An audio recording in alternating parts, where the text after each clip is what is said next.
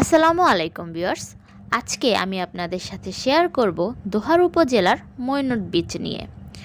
অনেকেই জানেন বা নাম শুনেছেন, কিন্তু কেন আসব, গেলে কি কোনো অসুবিধা হবে নাকি, কিংবা শুধু শুধু কেন যাব, আজকে আপনাদের এইসব অস্বস্তিকর প্রশ্নের উত্তর দেওয়ার জন্যই এই ব্লগটা করেছি।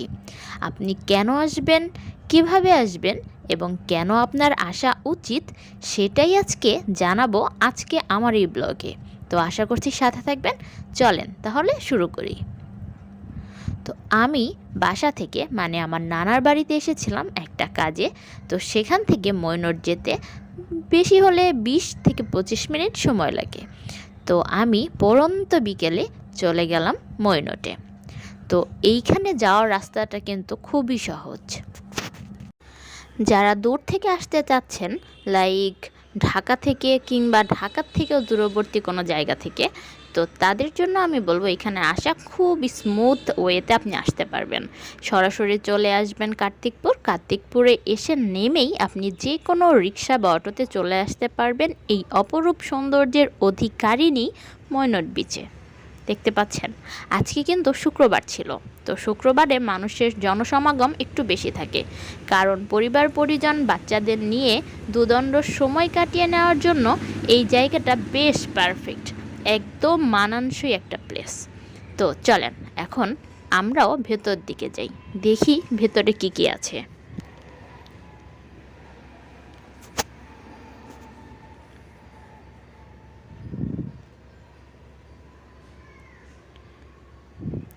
শুরুতেই একটা টয়েসের দোকান চোখে পড়ে গেছে।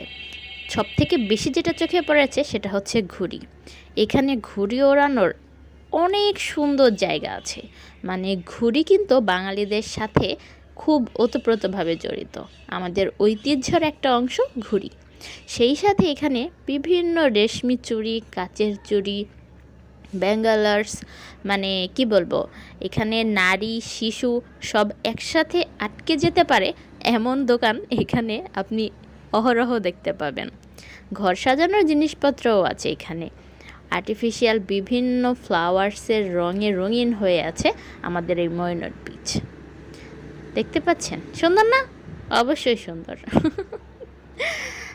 বাচ্চারা একদমই বোর হবে না। আপনি আপনার ছোট্ট সোনামণিকে নিয়ে এখানে চলে আসতে পারেন এই ময়নট বিচে।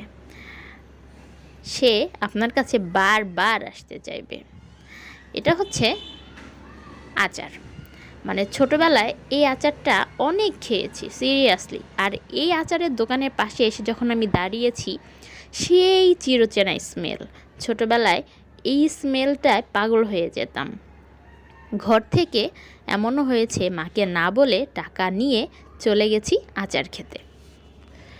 ব্যাপারগুলো এখন খাওয়ার থেকে দেখতেই বেশ ভালো লাগছিল। কেমন যেন নস্টালজিক হয়ে যাচ্ছিলাম। মনে হচ্ছিল ফিরে যাই সেই শৈশবে। সেটা কি আর আদৌ পসিবল? একদমই না। তো যাই হোক, এখানে আচারের পাশাপাশি আপনি পাবেন বিভিন্ন রকম লোকজ খাবার। তো এই যে দেখতে পাচ্ছেন বাচ্চারা এখানে অলরেডি আটকে আছে, সেই সাথে বাচ্চার মাও আটকে আছে। আর বাচ্চাদের আরও এক্সট্রা বিনোদন দেওয়ার জন্যে এখানে আপনি ছোট ছোট বিভিন্ন রাইড পাবেন। বাচ্চারা অনায়াসে যেগুলো খুব খুব খুব পছন্দ করবে। এখানে বড়দের রাইড আছে, ছোটদের রাইড আছে।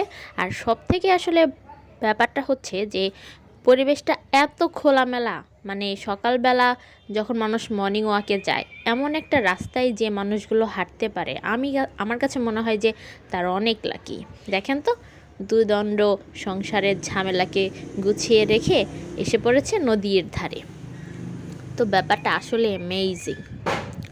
আমরা সারা সপ্তাহ বিভিন্ন কাজে ব্যস্ত থাকি, কিন্তু তারপরেও কিন্তু নিজেদেরকে একটু সময় দেওয়া উচিত। এটা এক ওয়ান কাইন্ড অফ ফর্জ নিজের জন্য নিজের।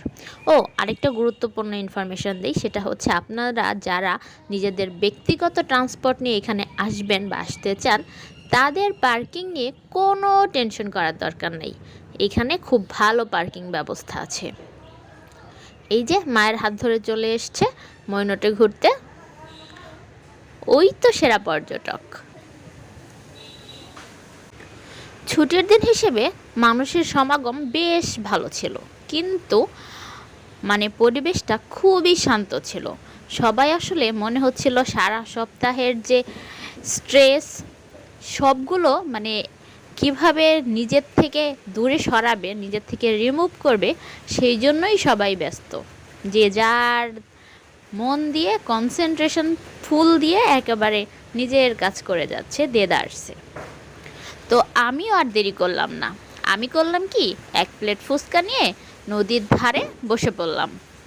কারণ এই রকম জিনিস আর সচরাচর খুব একটা পাওয়া সহজ হবে না। পাশে বিশাল নদী আর আমার হাতে এক প্লেট ফুচকা। বলেন তো আর কি কিছু লাগে? 16 আনা পূর্ণ, তাই না? রসনার তৃপ্তি এখানে 16 আনা পূর্ণ হয়েছে। তো এখন আপনাদের কাছে আমার হাইলি রেকমেন্ড থাকবে, যারা ঢাকার আশেপাশে আছেন তারা অবশ্যই 2 দণ্ড জিরে নেওয়ার জন্য মৈনট বিচে আসবেন। কারণ এটা আসলে মানে যেমন আপনাকে নির্মল বিনোদন দেবে, তেমনি আপনার সারা মাসের স্ট্রেসটাকে ঝটপট কাটিয়ে তুলবে। আর আমি শেষ মুহূর্তে চলে এসেছিলাম চুরির দোকানে, কারণ এখানে আমি আটকে গেছি। ওকে, টেক কেয়ার, বাই বাই।